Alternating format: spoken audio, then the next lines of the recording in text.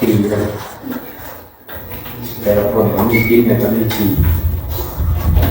อันนี้มันจัดว่าที่มากขึ้นนะครับส่วนคนที่เก่านี่ไม่เสียว่าใจภาคที่ยกภาพนี้ ผมมีอยู่เดี๋ยวเอาคนเต้นคนที่เก่ายิ่งถ่ายแล้วก็เป็นซ้อมมาเก็บไปส่วนมาโครงประสาทที่เป็นคนที่เก่านี่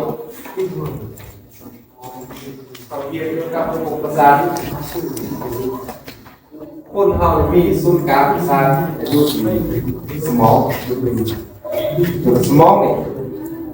เป็นมาศูนย์กลางประสาทเป็นผู้คุมทุกอย่างการชื่อการจำการโคตรคิดเลยอยู่ที่สมองมันจะมีไงประสาทโตมาทุกส่วนของร่างกายสมองสร้างว่ากับบ้านเขาเอาขึ้นเองสมอง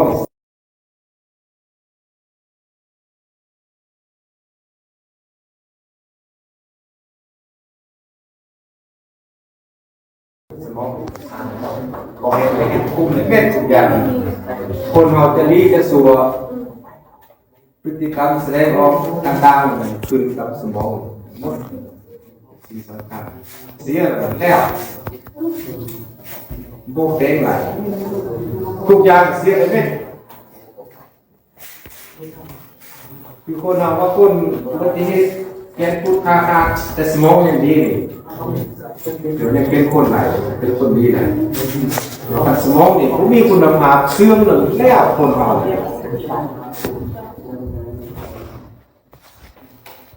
สมองไปเสื่อมไปเตะกันแล้วคนเบอร์คนจ้าคนเมือคนเสียเซนก็เป็นตึงสมองเสียเซนกับสมองเสีย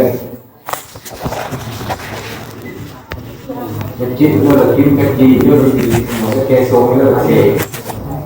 ขึ้นสมองฟุ้งเม็ดสำคัญคนที่นี่ระบบกระดูกห่อเอาไว้ให้แก่สุด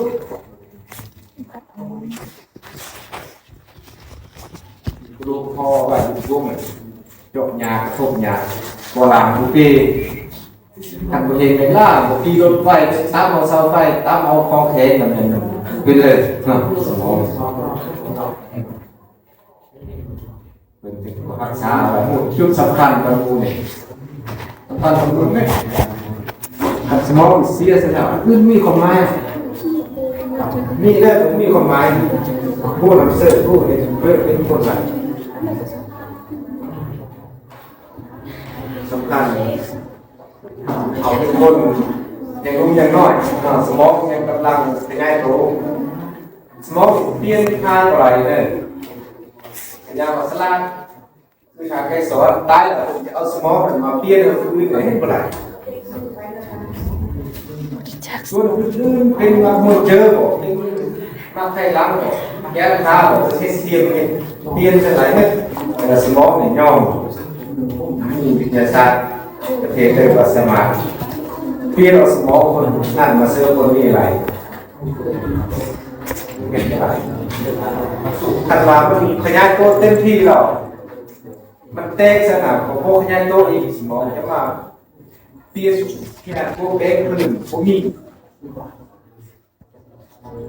สาเจ้าเที่ยวเลยขันว่าเตะจะเป็นหนึ่งแล้วเลยดูก็บ้านเจอเราบอกว่าคุณเองเนาะ